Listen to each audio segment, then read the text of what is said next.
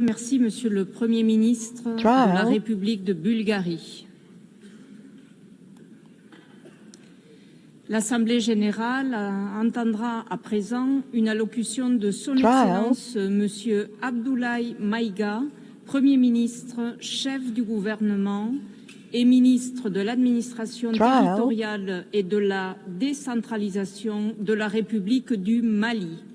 Je prie le protocole de bien vouloir accompagner Son Excellence, que j'invite à prendre la parole devant l'Assemblée. Trial.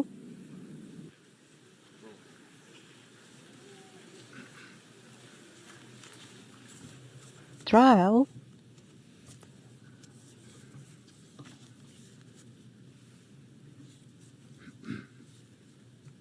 Trial.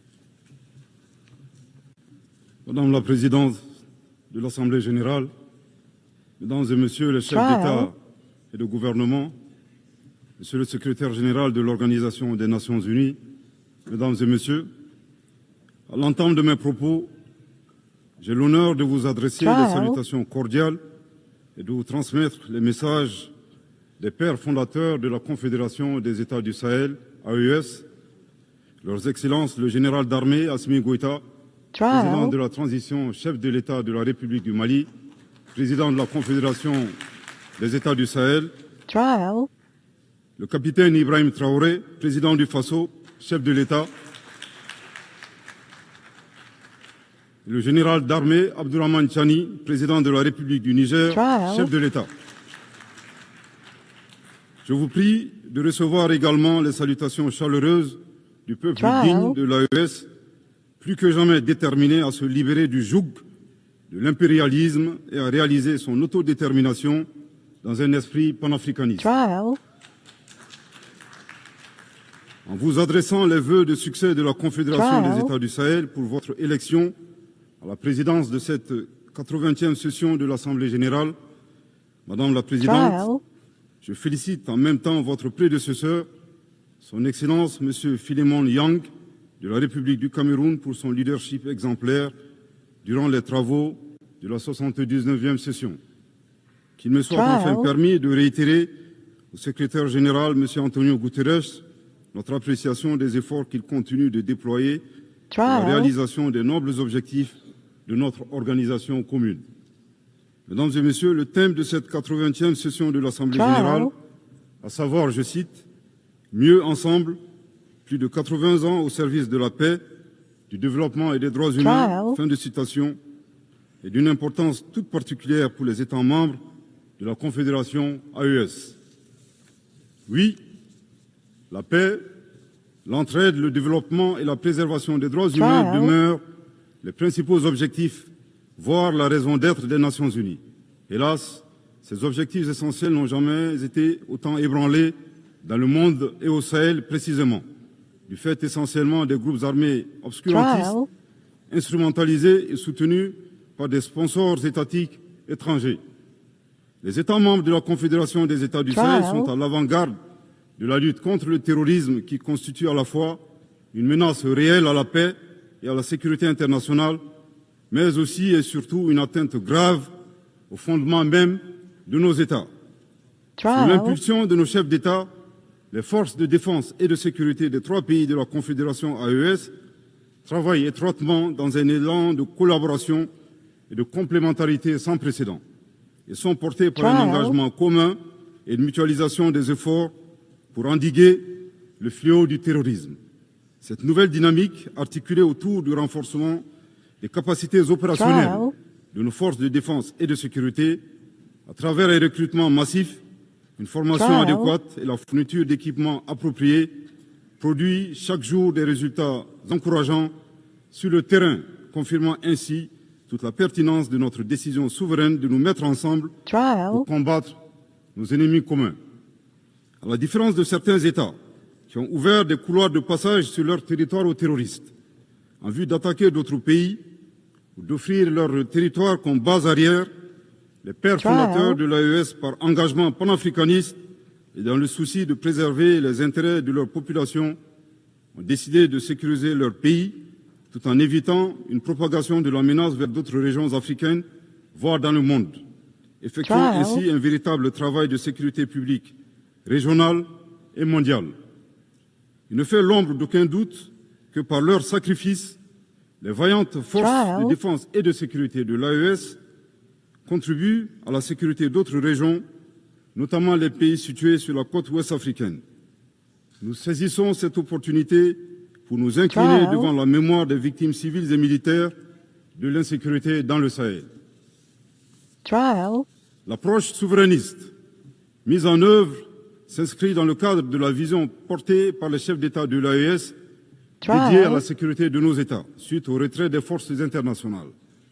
Défiant tous les pronostics et loin de se saborder, nos pays ont fait preuve d'ingéniosité en se fondant sur le substrat historique, géographique et la capacité de résilience des peuples confédérés qui, malgré plus d'une décennie de crise sécuritaire et humanitaire, continuent de démontrer une force exceptionnelle d'engagement patriotique. En somme, nos trois pays ont su apporter une réponse coordonnée et endogène à cette guerre qui nous a été imposée. C'est le lieu de renouveler ici la détermination pleine et entière de la Confédération AES à devenir une puissance régionale panafricaniste, à poursuivre et à intensifier ses actions en vue de bouter à jamais le terrorisme hors de notre espace commun, à consolider l'autorité de l'État, à protéger nos populations et leurs biens et à assurer notre prospérité. La Confédération AES réitère avec force sa ferme condamnation du soutien ouvert et parfois exprimé publiquement de sponsors étatiques étrangers qui, pour des motifs impérialistes, déstabilisent notre entité d'une part, en mettant à la disposition des groupes terroristes des conseillers, des moyens logistiques et des armes et munitions, d'autre part en leur accordant des soutiens politiques et en leur offrant des bases arrières situées dans certains pays voisins en violation de toutes les règles internationales. Mesdames et messieurs, aussi éloigné qu'il n'y paraît, la guerre en Ukraine et le terrorisme dans le Sahel ont des connexions. À titre de rappel, après l'attaque terroriste contre une patrouille des forces de défense et de sécurité maliennes du 24 au 26 juillet 2024 à Tinzaouaten dans la région de Kidal, le Mali avait dénoncé cet incident dans son allocution de 2024, ici même, et condamné l'attitude d'officiels ukrainiens qui ont publiquement revendiqué leur participation à la dite attaque terroriste. De ce comportement atypique, nous avons déduit tout simplement que les officiels ukrainiens ont malheureusement confondu la scène internationale et la scène de théâtre. Une année plus tard, la situation s'est accrue avec le régime et le régime ukrainien est devenu l'un des principaux fournisseurs de drones kamikazes aux groupes terroristes dans le monde. Dans ce contexte, certains États occidentaux doivent cesser de fournir des armes à l'Ukraine au risque de contribuer à la promotion du terrorisme international. Pour d'autres, dont le régime français nostalgique de la colonisation est préoccupé par sa perte d'influence dans le Sahel, l'appui au régime ukrainien relève d'une manœuvre consistant à occuper l'attention de la communauté internationale sur la guerre en Ukraine, tout en sponsorisant les groupes terroristes évoluant dans le Sahel.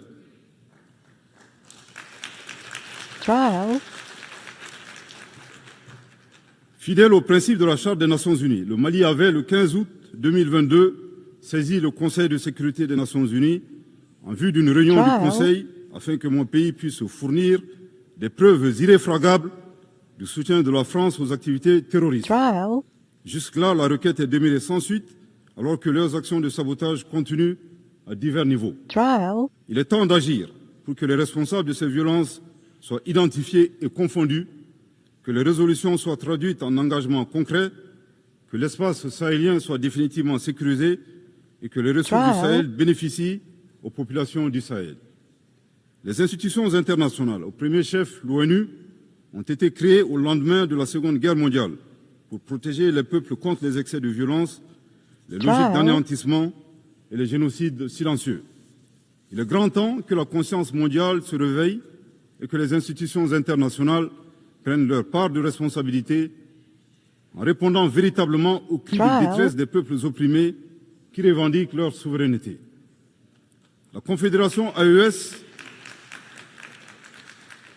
réitère son engagement à coopérer avec l'ensemble des États, des organisations régionales et internationales, et partenaires qui respectent sa souveraineté, ses choix politiques souverains, ses priorités en matière sécuritaire, de lutte contre le terrorisme, de développement économique et social, et ce, dans le cadre d'un partenariat gagnant pour la réalisation des aspirations de sa population.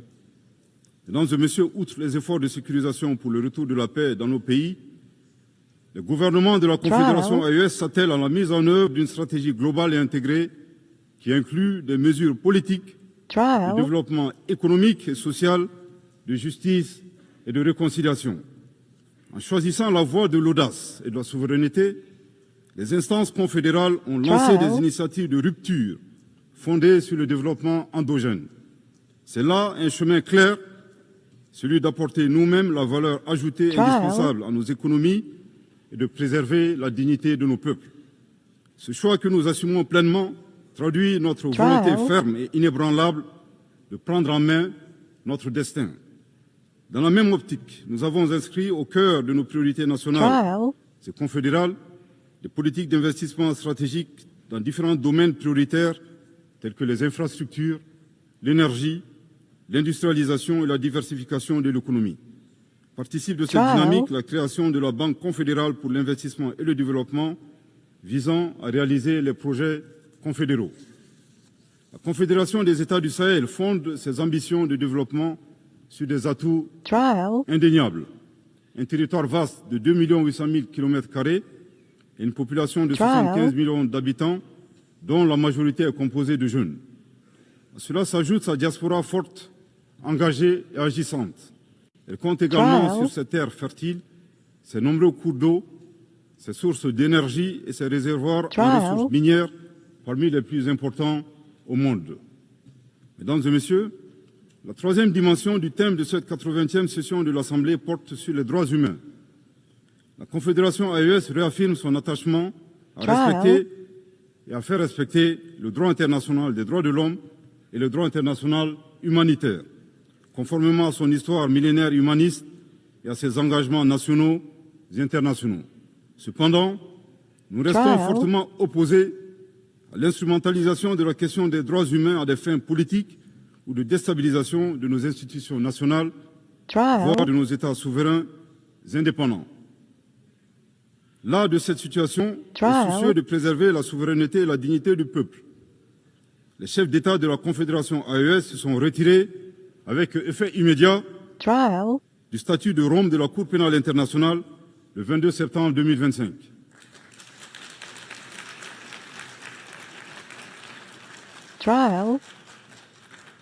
À ce retrait s'ajoute leur volonté de privilégier dorénavant des mécanismes endogènes de justice en adéquation avec leurs valeurs sociétales et dans l'intérêt du peuple de l'AES. Nous dénonçons également le double standard observé par certains acteurs internationaux, dont le curseur se déplace en fonction de leurs intérêts. Ces donneurs de leçons ne sont d'ailleurs eux-mêmes pas les meilleurs exemples en matière de respect des droits de l'homme. Nous appelons nos partenaires à privilégier le dialogue et la coopération qui demeurent les meilleurs leviers pour promouvoir les droits humains à travers le monde. Mesdames et messieurs, au moment où nous célébrons les 80 ans des Nations Unies, force est de constater que notre cadre multilatéral, incarné par l'ONU, est mis à rude épreuve dans un contexte international marqué par la polarisation, le retour progressif du nationalisme, du protectionnisme, du repli sur soi et des rapports de force.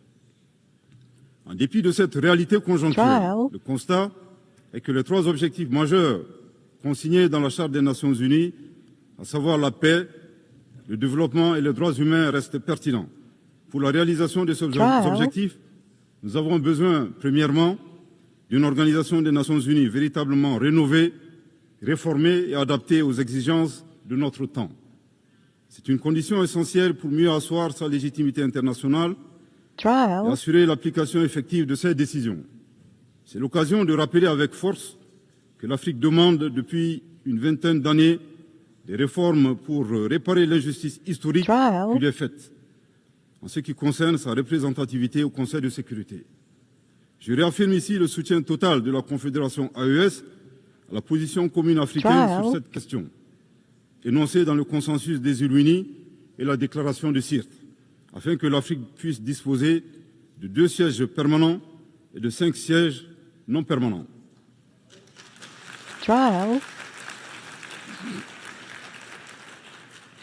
Deuxièmement, nous avons besoin d'une organisation des Nations Unies garante du respect du droit international pour tous. Nous sommes préoccupés de constater les violations flagrantes du droit international dans le monde, et ce, en toute impunité. Ce 80e anniversaire de l'ONU est pour nous, États membres, l'occasion de réaffirmer notre attachement indéfectible à un cadre multilatéral fondé sur le droit et non la force. Troisièmement, nous avons besoin de mécanismes robustes de suivi et de mise en œuvre des conclusions des conférences internationales. Le constat dans ce domaine est clair. De la création de l'ONU en 1945 à nos jours, nous avons tenu des dizaines de conférences internationales dont les engagements ont été très faiblement, sinon pas mis en œuvre, au profit des populations que nous représentons ici. Cette situation doit impérativement changer. C'est pourquoi nous plaidons pour que les réformes envisagées prennent en charge cette problématique afin que nos nations respectives puissent bénéficier des dividendes des engagements pris sous l'égide de l'Organisation des Nations Unies. Pour sa part, la Confédération des États du Sahel est disposée à apporter sa contribution en vue de la réforme devenue indispensable du cadre multilatéral des Nations Unies. S'agissant de la gouvernance mondiale actuelle, il apparaît de plus en plus évident qu'elle n'est plus adaptée aux défis actuels et à venir. Elle a plutôt besoin d'une refondation plus hardie des instances économiques et financières internationales qui gagneraient à prendre en charge la question du financement de la sécurité et de la lutte contre les crises exogènes. À cet égard, des mécanismes innovants comme les BRICS offrent une alternative constructive et plus respectueuse des intérêts des pays émergents et en développement, tout comme les initiatives africaines de financement du développement auxquelles les pays du Sahel accordent une attention particulière pour briser le cycle vicieux de la dépendance et du surendettement. Dans cette dynamique, les préoccupations de l'Afrique en matière de développement économique et social sont à prendre en compte. Une Afrique présentée comme continent de l'avenir, riche de sa jeunesse, mais hélas qui fait face au lourd fardeau de la dette extérieure, au pillage de ses ressources, au commerce inégal, au transfert négatif des ressources et aux aléas des changements climatiques, entre autres défis. Mesdames et messieurs, au plan national, le Mali, dans sa quête de paix et de stabilité durable, et conformément aux aspirations de ces populations exprimées lors du dialogue intermalien pour la paix et la réconciliation, a adopté une charte pour la paix et la réconciliation nationale. Fruit d'un processus participatif, inclusif, axé sur le dialogue et la concertation entre les Maliennes et les Maliens de toutes les couches socio-professionnelles et de la diaspora, la charte incarne notre détermination à renforcer l'appropriation nationale du processus de paix au Mali. Elle s'appuie sur nos réalités, nos valeurs traditionnelles et nos mécanismes endogènes de règlement des différends afin de se tourner résolument vers un avenir partagé et promoteur. Le 22 juillet 2025, lors de la remise officielle de la charte, Son Excellence le général d'armée Assimi Goïta, président de la transition au chef de l'État de la République du Mali, dans son allocution, a mis l'accent sur la portée historique de cet événement en ces termes. Je cite : « La présente cérémonie est d'autant plus singulière qu'elle est porteuse d'un rêve collectif, celui de l'espoir d'une paix durable, de la cohésion sociale, en somme la réconciliation dans notre chère patrie. » Fin de citation. S'agissant des préoccupations régionales, je ne saurais passer sous silence la destruction d'un aéronef de type drone des forces armées maliennes le 1er avril 2025 par la junte algérienne. Le Mali condamne fortement cette agression et a saisi la Cour internationale de justice à cet effet. Depuis son accession à l'indépendance le 22 septembre 1960, le Mali n'a ménagé aucun effort pour la décolonisation du continent africain. À ce titre, il a activement soutenu de manière exceptionnelle l'Algérie dans sa guerre de libération contre le colonisateur français. Au regard de cette position politique constante en faveur du panafricanisme, ajoutée à la proximité géographique entre deux pays qui partagent une frontière distante de 1300 km. Le Mali a toujours observé à l'endroit du peuple frère algérien une attention bienveillante. À rebours de cette approche constructive du Mali, nous mettrons en exergue 3 situations incongrues et incompréhensibles ayant marqué les relations récentes entre nos deux pays. 1. L'attaque lâche et perfide ayant visé les forces armées maliennes à Tezawaten s'est déroulée à quelques kilomètres de la frontière algérienne. Curieusement, la junte algérienne n'a rien vu ni entendu, alors même que l'acte terroriste a été planifié sur son territoire. Troublant pour un pays qui a été désigné comme champion de l'Union africaine de la lutte contre le terrorisme et qui est devenu ces dernières années champion de la promotion du terrorisme et exportateur des terroristes.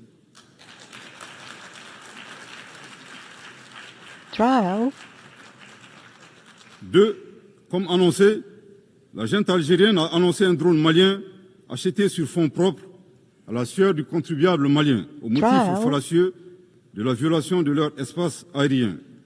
Le Mali est troublé par la thèse de la junte algérienne défiant les lois de la physique et suivant laquelle un objet abattu dans l'air est capable de se déplacer à partir de son point de chute sur 22 km, puis de se retrouver sur le territoire malien. En effet, il est utile de souligner que les débris du drone malien se sont retrouvés sur le territoire malien, validant nos arguments. 3. Le 4 septembre 2025, le gouvernement malien a informé l'opinion du dépôt d'une requête introductive d'instance auprès de la Cour internationale de justice contre la junte algérienne concernant la destruction du drone. Dans un communiqué du ministère algérien des Affaires étrangères, en date du 19 septembre 2025, nous avons appris avec une profonde stupéfaction une allégation suivant laquelle le dépôt de la requête malienne a été motivé par la conférence de presse du ministre algérien des Affaires étrangères, intervenue le 13 septembre 2025 et lors de laquelle il niait le dépôt de la requête malienne auprès de la Cour internationale de justice. Nous faisons observer au ministre que le dépôt de la requête annoncé par le Mali le 4 septembre n'a jamais signifié son enregistrement automatique par la Cour internationale de justice. Le Mali rappelle que la diplomatie vise à défendre les intérêts de son pays. En supposant que la plainte malienne ait été déclenchée par sa conférence de presse, l'énergumène d'Alger démontre que sa vision de la diplomatie est de pousser les autres pays à poursuivre son pays devant des instances internationales, devenant ainsi un performant autobuteur, populairement appelé au Mali Yabé. C'est troublant.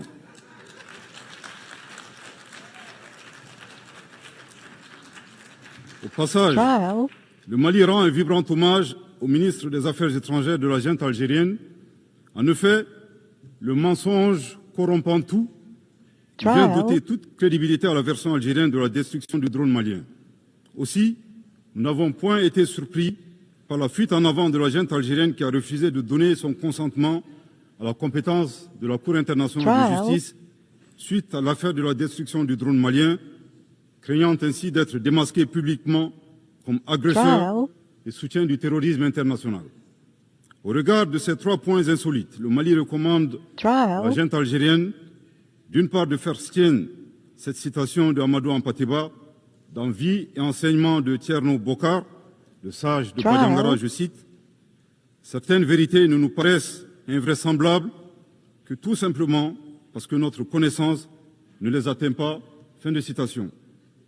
Nous les invitons à chercher à connaître. Nous les invitons à chercher à connaître le Mali et les valeurs qu'incarnent les Malidéons. Aussi, face aux assauts et à l'adversité, nous ne serons pas des spectateurs. Pour chaque balle tirée contre nous, nous réagirons par réciprocité.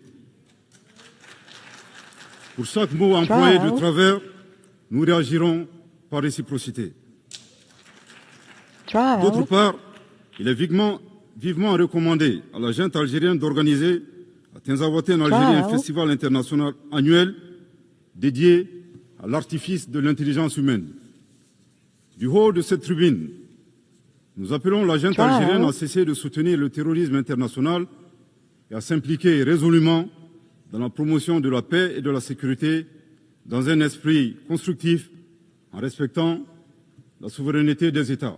Je répète, du haut de cette tribune, nous appelons la junte algérienne à cesser de soutenir le terrorisme international et à s'impliquer résolument dans la promotion de la paix et de la sécurité dans un esprit constructif en respectant la souveraineté des États. Je répète pour une dernière fois, du haut de cette tribune, nous appelons la junte algérienne à cesser de soutenir le terrorisme international et à s'impliquer résolument dans la promotion de la paix et de la sécurité dans un esprit constructif en respectant la souveraineté des États. À bon entendeur, tant pis.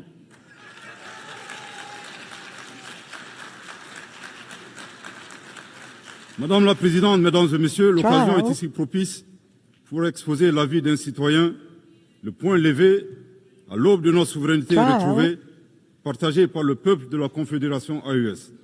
Notre confédération est composée de nations combattantes, une terre de résistance. Ce que nous affrontons, ce n'est pas un simple conflit intérieur, c'est une guerre hybride soutenue par des intérêts impérialistes où les ennemis de la paix portent parfois des cravates. Si l'ONU continue à feindre l'ignorance, elle cessera d'être la somme du monde et deviendra le bras passif de l'injustice mondiale. Nous disons ceci, la Confédération AES n'a pas peur, elle ne cédera pas, elle résistera encore et toujours.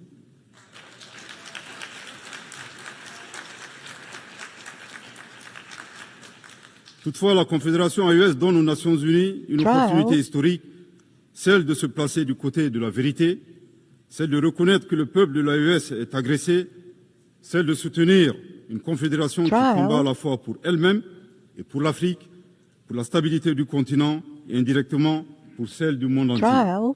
L'histoire jugera, elle jugera ceux qui ont armé les forces du mal, elle jugera ceux qui ont détourné le regard, elle jugera ceux qui ont oublié que la justice est la seule voie vers la paix durable. La Confédération AES ne demande pas l'aumône, elle appelle à la conscience. Pour conclure, je voudrais réaffirmer ici l'attachement de la Confédération des États du Sahel aux valeurs, aux buts et aux principes de la Charte des Nations Unies.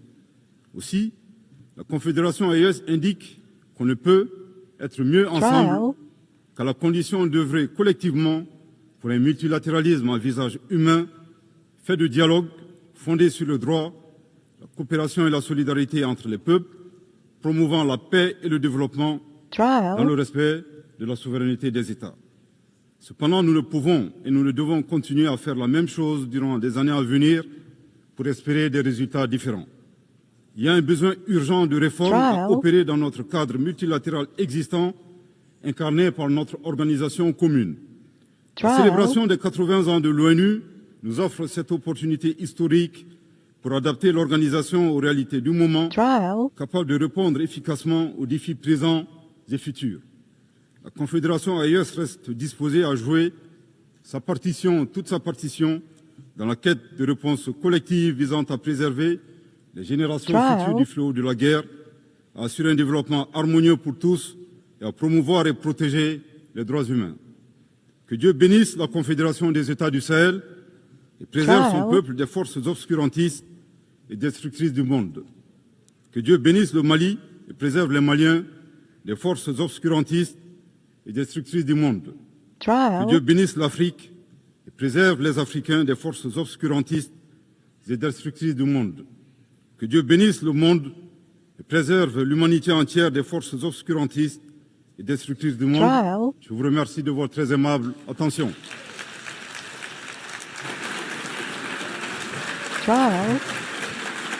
Au nom de l'Assemblée générale, je tiens à remercier le Premier ministre, chef du gouvernement et ministre de l'administration territoriale et de la décentralisation de la République du Mali. L'Assemblée va entendre à présent l'allocution de Son Excellence Monsieur